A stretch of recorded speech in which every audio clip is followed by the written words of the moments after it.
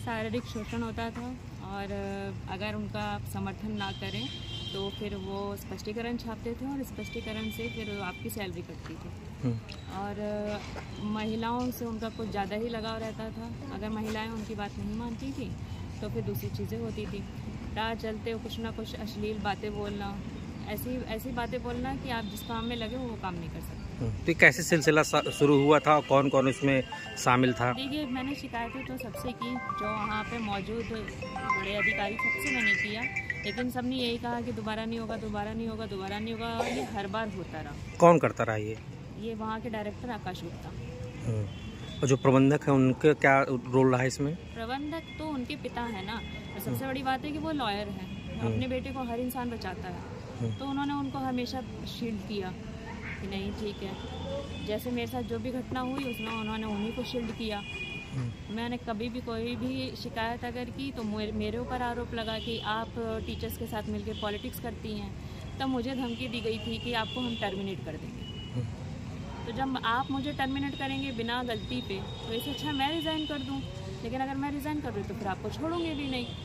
आप जब टर्मिनेट करते हो तो आप सैलरी और डॉक्यूमेंट्स दे के करते हो, लेकिन इंसान अपनी मर्जी से रिज़ाइन करता है और खुशी से जाना चाहता है, तो ना आप उसकी सैलरी देते हो ना डॉक्यूमेंट्स देते हो। क्या अभी तक आपके दस्तावेज नहीं मिले? नहीं, मेरे दस्तावेज अभी तक नहीं मिले। मैम, एक आरोप और आपने लगाया था कि स्कूल में शराब पी के आते थे, वहाँ पार्टी करते दिन रात के 9 बजे 10 बजे, जबकि अशोक गुप्ता जी जो वहाँ के मैनेजर हैं जानते हैं कि हमने आउटसाइडर एम्प्लॉयज़ को यहाँ ठहराया है। स्पेशली फीमेल ही ज़्यादा रहती थी वहाँ पे, मेल्स तो आउटसाइडर रहते थे, छुट्टी के टाइम पे चले जाते थे। जैसे सैटरडे को हुआ तो संडे की छुट्टी में वो अपने घर चले जाते थे। अब हम लोग दूर के हैं तो हम लोग स्कूल कैंपस में रहते थे। इस चीज़ का फ़ायदा उनका बेटा उठाता है कि कभी भी आ जाओ, अपने बाहरी दोस्तों को भी लेकर आओ, उनके साथ ड्रिंक करो, बैठ के गांजा पियो, ड्रग्स पियो, बस यही। और उनकी मदद वहाँ के एम्प्लॉय खुद करते हैं।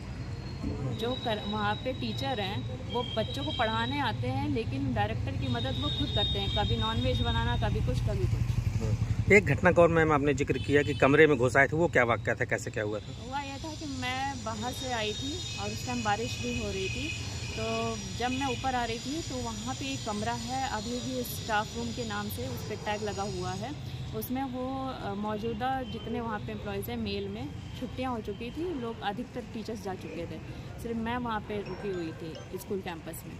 तो मैं जब ऊपर जा रही थी तो मेरे को स्मेल आई कि दारू पी रहे हैं, नॉनवेज खा रहे हैं। तो मैंने अपने गेटमैन जो वहाँ पे था उस टाइम, उसको बुला के बोला था यहाँ क्या हो रहा है, ध्यान देना कि अगर कुछ ऐसा हो तो मेरे कमरे तक कोई ना आए।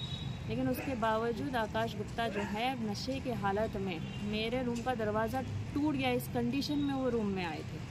ठीक है, तो फिर वापस मैंने, जब मेरा बेटा भी था वहीं पर, तो इस वजह से चीज़ें नॉर्मलाइज हो गई उस टाइम पे, क्योंकि मेरे बेटे ने रोना चालू कर दिया। तो ना वहाँ पे जो गेटमैन है वो आ गया और वो फिर चले गए। जिस तरीके से उनकी हरकतें थी, तो क्या वहाँ जो और भी छात्राएं पढ़ती हैं उनके लिए कितना खतरा? बिल्कुल सर, वो छात्राओं को इतनी बुरी तरीके से नज़र से देखते हैं ना कि अगर कोई भी इंसान, महिलाएं स्पेशली, बिना कपड़े भी पहनी है तो बिना कपड़े के उनके सामने।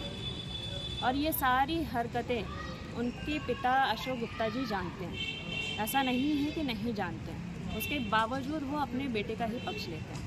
आपने FIR करा दी? हाँ जी, मैंने FIR करवा दी।